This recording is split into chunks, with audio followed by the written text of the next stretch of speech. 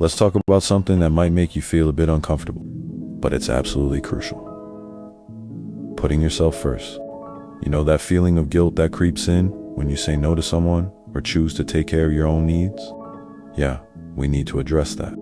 I used to be that person who would bend over backwards for everyone else. I'd stay late at work when I was exhausted, say yes to every favor asked of me, and put my own dreams on hold to help others achieve that. Sound familiar? Here's the thing. I learned the hard way that being a people pleaser isn't sustainable. It's like being on an airplane. There's a reason they tell you to put your own oxygen mask on first before helping others. Because if you pass out trying to help everyone else, you're not going to be any help to anyone. Think about it this way.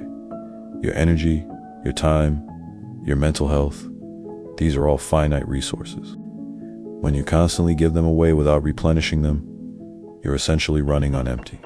And let me tell you, running on empty leads to burnout, resentment, and sometimes even depression. I remember the day I finally understood this.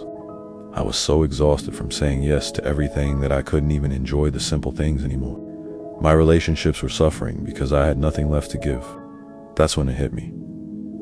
By trying to be everything to everyone, I had become nothing to myself. Here's what putting yourself first actually looks like. It's setting boundaries without feeling guilty. It's taking that mental health day when you need it. It's saying no to plans when you're overwhelmed. It's investing in your own growth and dreams, even if others don't understand. And here's the beautiful paradox. When you start prioritizing yourself, you actually become a better friend, partner, parent, or colleague, because you're showing up as your best self, not as a depleted version of who you could be. Remember this, you are not selfish for having limits. You are not mean for having boundaries. You are not wrong for taking care of yourself. In fact, you're showing others how to treat you and modeling healthy self. So the next time someone makes you feel guilty for putting yourself first, remember this. Your well-being is not up for negotiation.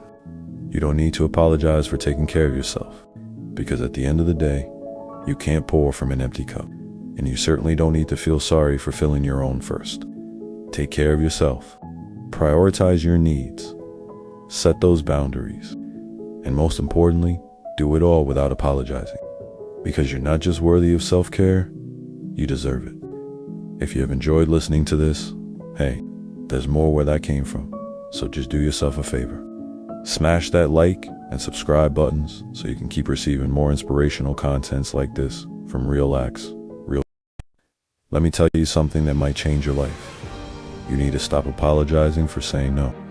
I used to be that person who'd say, I'm so sorry, but I can't, or I feel terrible, but no. Sound familiar? Here's the thing. Every time you apologize for setting a boundary, you're basically telling yourself and others that your limits aren't valid. But they are. They absolutely are.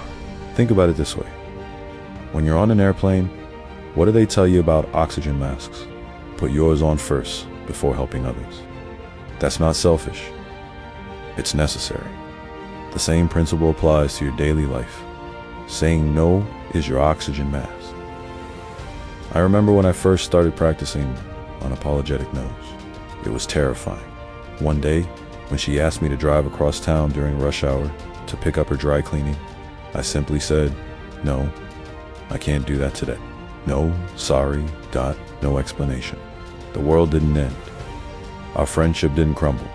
In fact, she started respecting my time more. Here's what happens when you stop apologizing for saying no. You reclaim your power. Your time becomes truly yours. Your energy stays preserved for things that matter to you. And surprisingly, people start respecting you more. But let's be real, it's not always easy.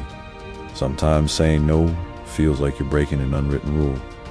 But remember this, every time you say yes to something you don't want to do, you're saying no to something you might actually want to do.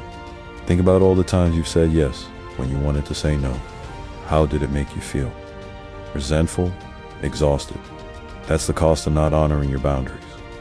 Here's a practical tip. Start small. Begin with low-stakes situation. Maybe it's declining an invitation to a social event you're not excited about, or saying no to taking on an extra project when you're already swamped. Practice saying, no, that doesn't work for me. Or, no, I won't be able to do that. Simple, direct, respectful, and notably, apology-free. Remember, saying no isn't about being difficult or unkind. It's about being honest and authentic. When you say no without apologizing, you're telling the world that your boundaries matter, that your time has value, and that you're worthy of respect. So next time you need to say no, hold your head high and say it with conviction. No apologies needed, because protecting your peace isn't something you ever need to be sorry for. Your time, your energy, your life, they're precious. Guard them carefully and never apologize for doing so. That's not just that's self-respect.